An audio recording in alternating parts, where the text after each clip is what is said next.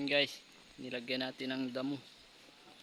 Nilagyan natin ng damo para tumaba-taba naman.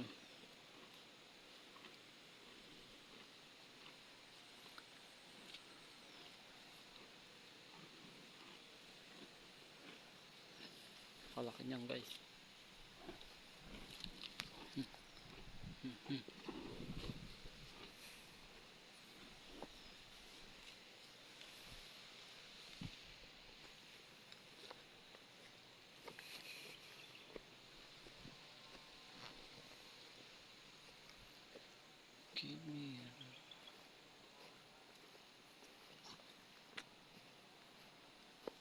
Ito pa guys, ang kabayo lilipat ko.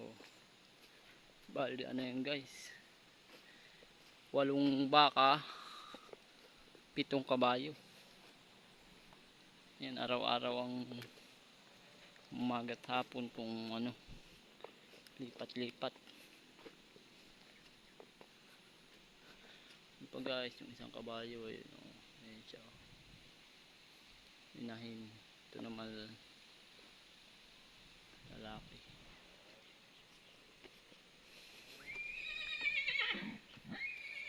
Matitigas lang ng ulo niyan guys, mga kabayo na yan. Hindi sila hindi sila marunong. Kaya pag mahina ka mag niyan, ako.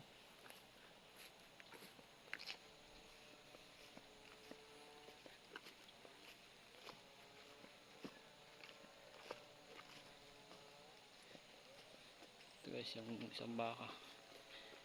Ito napansin ko lang nung talian ko. Kaya pala hindi siya tumataba. Ang aksidenteng napahawak ako doon sa sungay nung talian ko guys. Buklo, umuuga yung isang sungay niya. Yung parang balat na lang ba yung nakakapit. Kaya siguro siya hindi tumataba. Hindi ko alam kung paano yung baka siguro sinuwag sa pader. Yun, nabuklo yung isang sungay. Payat siya guys. Ito isa, dumalaga. Napakataba nito guys. Lilipat ko yan kasi bukas day off ako.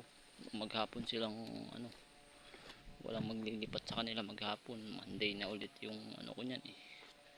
Hindi naman pwedeng lipat ko yan bukas day off ako. Para lang sayang yung pagod ko, wala nang bayad.